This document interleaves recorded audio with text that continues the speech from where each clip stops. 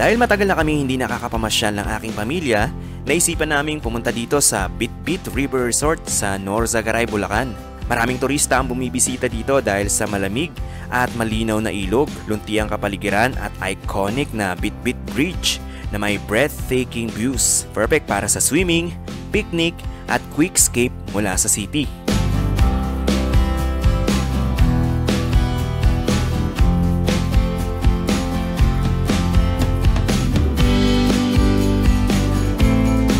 Ang bawat travel ay palaging puno ng sorpresa at syempre may ilang challenges din tulad ng pagpapanatili ng sapat na power ng aming mga devices.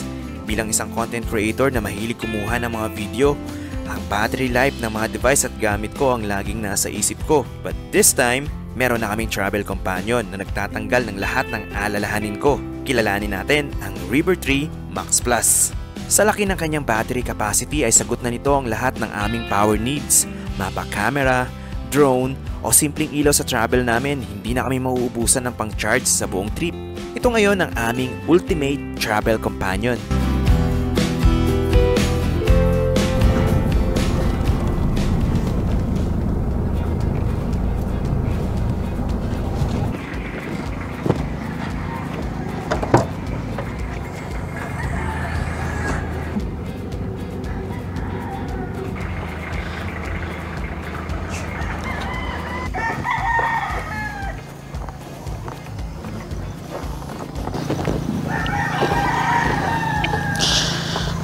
Gusto ko magpasalamat sa EcoFlow for sponsoring this video at sa pagpapadala nila sa atin itong EcoFlow River 3 Max Plus. Alright guys, ipapakilala ko sa inyo ang device na nakakatulong na malaki sa amin kahit saan kami pumunta. Mapa outdoor man o sa bahay, masasabi kong game changer pagdating sa mga outdoor adventures, emergency power at home backup. Ito ang EcoFlow River 3 Max Plus, isang compact pero malakas na power station. Isa sa pinaka-nagustuhan ko dito, unang-una portability. Napakagaan at compact lang nito. Pero siya kasama ang extended battery, which is itong EB600. Pwede mo itong i-detach. Yan. Napakadali lang nito ikabit. Hindi mo na kailangan ng cables o mga wires para i-connect sila.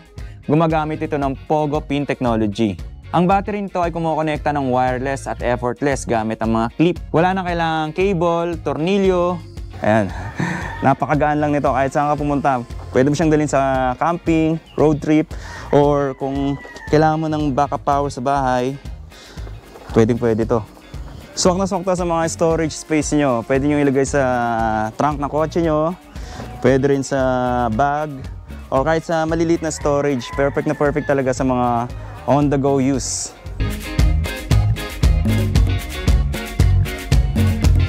Kaya niya maglabas ng 600 watts rated power.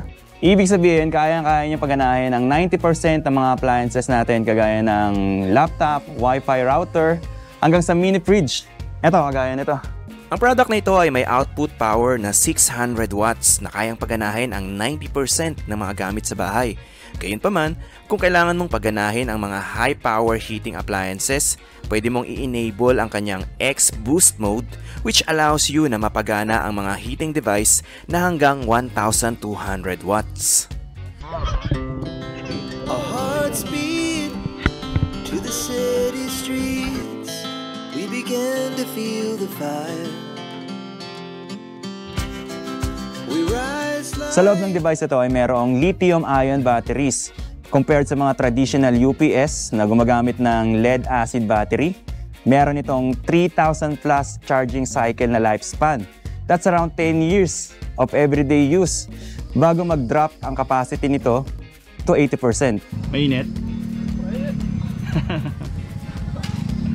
Sa loob ng box nito, meron itong AC charging cable. Makikita natin yung quality ng cable, talagang pang heavy duty. Meron din siyang car charging cable at USB Type B to USB Type A, UPS connection cable, at kanyang quick start guide and warranty. Ang pag-charge naman nito ay sasaksak nyo lang siya sa AC outlet nyo using AC charging at bibigyan kanya ng 360 watts of AC input power. Dito sa likod makikita nyo yung port para sa AC outlet para pag mag-charge kayo. Dito naman yung port para sa solar and car charging. Ito naman yung port para sa UPS. Mabilis lang ang pag-charge nito, tumatagal lang na 1 oras ang pag-fully charge gamit ang AC charging cable.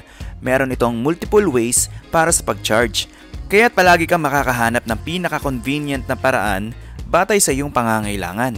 Pwedeng sa charging port ng sasakyan, sa solar panel, sa power outlet ng bahay, at pwede ding i-charge sa generator. Ito naman ang paraan ng pag-charge nito sa ating sasakyan. Isasaksak nyo lang ito sa cigarette charger ng ating sasakyan at pwede na natin itong ma-charge. Makikita nyo na may pumapasok na input power galing sa sasakyan papunta sa ating power station. And pwede nyo rin nga palang i-charge itong battery na separately. Pwedeng magkahiwalay nyo siyang i-charge. Itong extended battery, itong EB600 at ito namang unit ng EcoFlow River 3 Max Plus. Ang EcoFlow River 3 Max Plus ay more than just an outdoor power source. Isa din itong professional grade UPS solution for home backup. Isa pa sa magandang feature nito ay ang built-in UPS function nito. Ibig sabihin kung biglang mag-brownout, halimbawa bumabagyo, madalas na nagkakaroon ng power interruption. Automatic itong lilipat sa battery mode in just 10 milliseconds. Ganun kabilis. Hindi mo halos mararamdaman na nawala ng kuryente o nag-switch ka ng power source. So, tuloy-tuloy ang trabaho mo, gaming o kahit streaming. Tapos safe pa ang PC or laptop mo, pati ang mga files mo kasi walang power interruption. Okay, ito yung magiging test natin para sa pagiging smart UPS and reliability nitong EcoFlow River 3 Max Plus. Kagaya nga ng sinabi dito, this is more than just an outdoor power source. Isa din itong professional grade UPS solution for home backup. So, itong PC, nakakonect siya ngayon dito sa EcoFlow, dito sa River 3 Max Plus.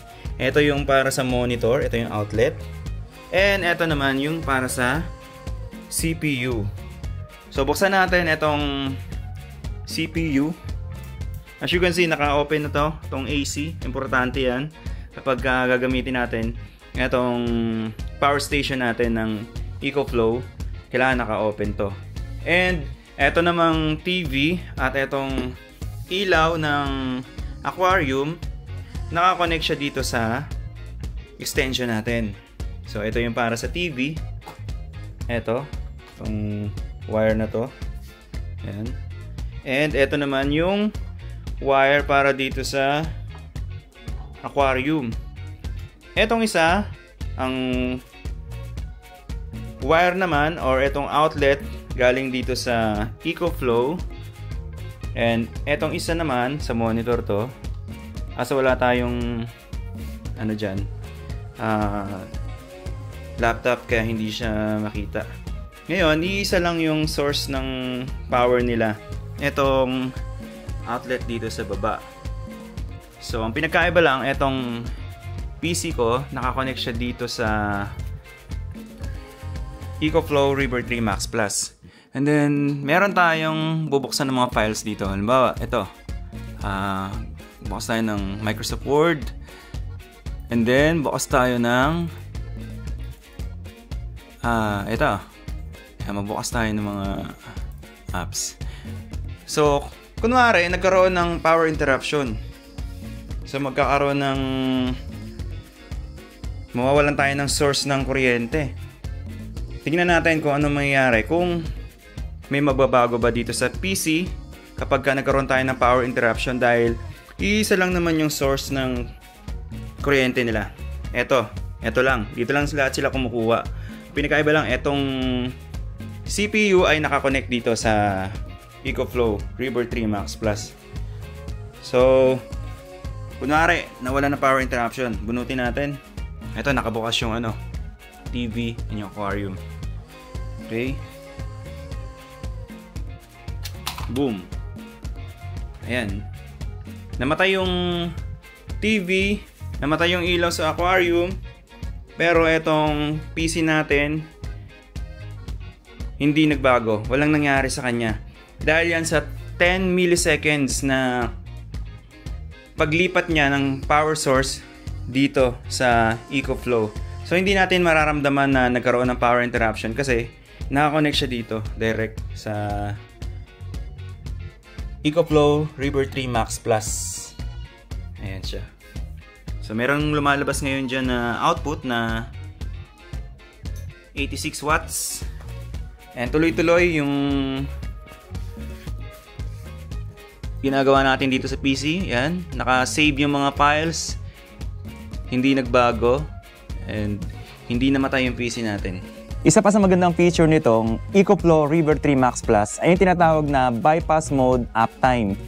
Halimbawa, nakakonect kayo sa AC o yung grid na tinatawag. Ang kuryente nyo, direktang dumadaloy sa appliances nyo kaya tuloy-tuloy ang connection nang hindi mauubos ang battery lifespan niya. Ang masasabi ko dito sa EcoFlow River 3 Max Plus ay isa itong one-time investment na tatagal for 10 years. Waterproof siya, fireproof, and drop resistant. Actually, nung dumating sa akin to, nabagsak ko siya ng 10 inches ang taas. Hindi ko kasi na-secure yung lock niya dito sa likod. Yung pinagdikit ko siya. And doon ko nakita yung durability niya. Talagang pang heavy duty yung quality. Ang battery pack nito ay merong IP54 water rating. So water resistant siya. Hindi siya madaling masusunog or sasabog kahit magkaroon ng short circuit. Ito ang kagandahan dito. Meron din siya mga safety feature. Meron din nga pala itong matibay at fire retardant shell na dinisenyo para mapaglabanan ng mga harsh condition. Kaya kahit mahulog ito ng 1.5 meters na taas, hindi ito basta-basta masisira. Gaya nga na nabanggit ko na sobrang tahimik nitong portable power station na to, meron itong less than 30 decibel whisper quiet operation. Ito yung feature nila na X-Quiet technology. Nag-o-offer ito ng ultra quiet less than 30 decibel. Para ka lang nasa tahimik na library. Isa pa sa magandang feature nitong EcoFlow River 3 Max Plus ay itong built-in light niya. Pwede nyo siya magamit pang emergency. Halimbawa, nagka-camping kayo or sa bahay, nag-brownout, pwede nyo siyang magamit as emergency light. Pipindutin nyo lang siya dito. Meron siyang tatlong mode. Ito yung loud mode, ito naman yung bright, and ito naman yung nagbi-blink. Pwede nyo rin siya makontrol dito sa app.